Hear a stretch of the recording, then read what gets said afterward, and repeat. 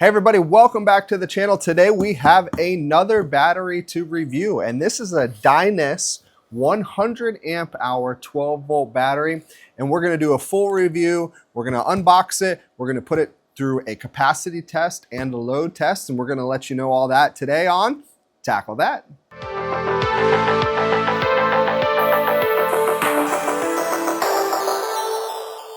All right, let's get this thing unboxed. Today I'm using one of my SE knives. I love these, the Azula. Great knife. All right, so got some instructions, well packed, terminal screws. All right, cool. I like these kind of handles, these kind of built-in plastic handles. Wow, that's pretty. Nice labeling. And we've got covers, 2 screws and another cover. And those look just long enough to get a couple lugs under there if you need to. Now, one of my favorite things about these smart batteries is you get the app. You don't need to use a shunt, and you can log into the app and really see the status of the battery, what each cell is, and then also how much you're drawing or charging this battery. It says it is a mini trolling motor, and the specs on this are very similar to any other 100 amp hour battery. It's rated at 1280 watt hours. You want to charge it constant current, constant voltage. That's the first time I kind of see that mentioned in the instructions. It has a max continuous charge of 100 amps and a discharge of 100 amps. That's actually great. You can charge this thing up very quickly. Normally I see it about half of that at 50 amps. Everything else is very similar. Even has recommended torque settings. Cool. All right. It's got some information on how to connect that up to an inverter or generator or charger, how to install that in parallel or in series. It's got the wiring all ready for you, and even got some precautions in here. Includes their email address, so if you do have any questions, you can email them directly. That is dynesscare@dyness-tech.com. And other than that, it's very standard with other 100 amp hour batteries. So the big thing is, will it test to capacity? So let's give it a full charge, and then we'll do a discharge test and see how many watt hours or amp hours we can pull out of this battery.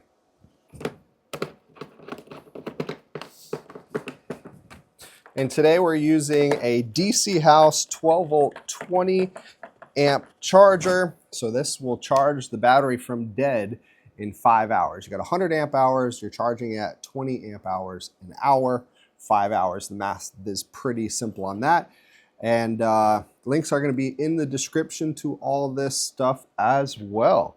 So let's plug this bad boy in and give it a good charge. And our light is red, so we are charging. All right, double checking with the clamp meter. We got 20.46 amps going into this battery. As far as the app goes, there is a QR code here in the instructions for iOS or Android. Let's see if my phone will scan it. There we go. Let's download that app, and it says Dyness. So when you connect to this for the first time, it's going to want an email and a password, but it does say local connection. So let's see what that looks like. And of course, we got to allow it to scan local Bluetooth devices. So looks like that's what it's doing. It's found 1 of 1. Let's click on it.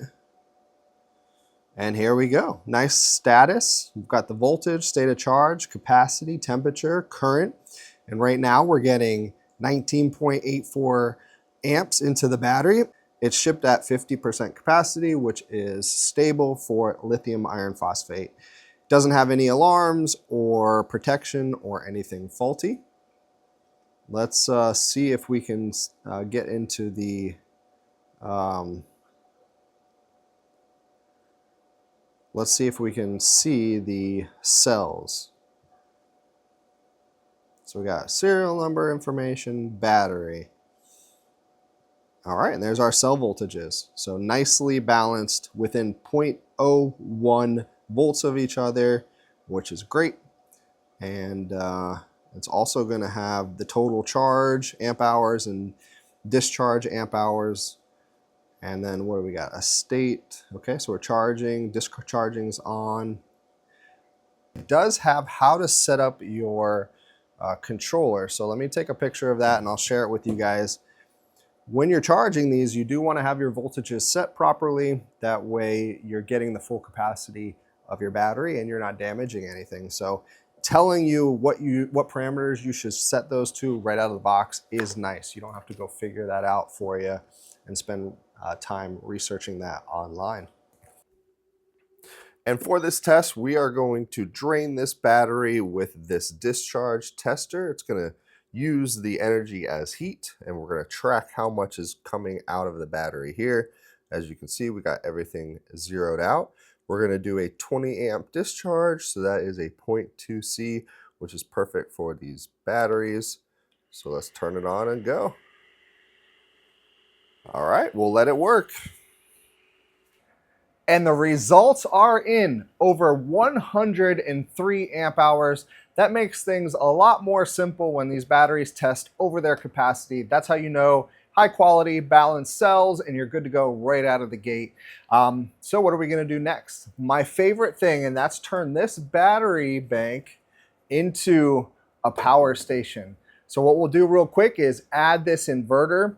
I'm going to attach it to the battery. This has handles. You can take this whole system on the go. So let's do that now.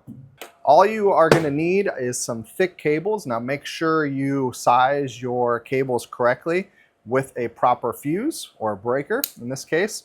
Now I'm just going to use this for some small stuff. So I've got a 60 amp and some 6-gauge wire here. If you're going to use the full capacity of your inverter, make sure that you get the right size wire. So essentially we're going to connect this up to the top and run this down to the inverter. So let's do that now. And here we go. So hooked up these wires, also put some double stick tape behind here, and I always like a nice thick piece of Velcro for good measure there. But that's it. A power bank or a solar generator all in one.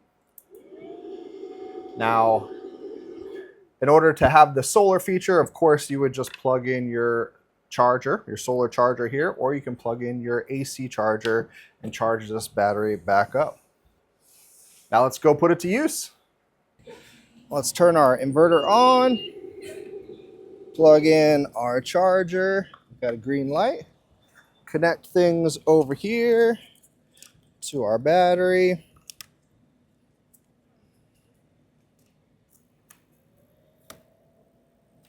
And we are charging. Red lights are on. Probably hard to see this in the sun. And of course, a little load test for this setup with our heat gun. Now, I'm pretty sure we'll be able to do low, but high will definitely be over the 1,000 watts. So I'll probably trip this inverter, but let's check it out. All right, the app says, I'll put it up on the screen for you, 69 amps. Pulling 68.9, 69 amps out of here. All right, let's see if we can do high. Oh, for a little bit. Let's see what we can get up. Nope, they kicked that thing off. So yeah, we're overloading the inverter here. So no problem. Let's turn your noisy butt off. Either way, we can definitely pull some serious power out of this. This was a 100 amp discharge, and you can usually go a little over that as well. But just make sure you always size your wires appropriately. So super happy that this battery tested out as it should. It's a Group 24, so this is a more compact battery, allowing you to put more power where you need it. It has nice handles so you can bring it on the go, and it works really well making a power pack like this where you can attach an inverter and just bring power, charge those e-bikes, bring it around the house if you have a power outage, and you will never be without power. Matter of fact, I use these a lot to just plug a tool into it when I'm far away from the house, and it's nice to have that power. So the other thing is the Bluetooth in this allows me to monitor any draw that I have on the inverter. Also check the state of charge of the battery, so I don't actually have to have a shunt and extra wiring on this. I can do everything right from the app. So really, really a cool design. I'm super happy with this. Make sure you check the links in the description. These are on sale on Amazon right now, and make sure you grab yours. We'll see you on the next one.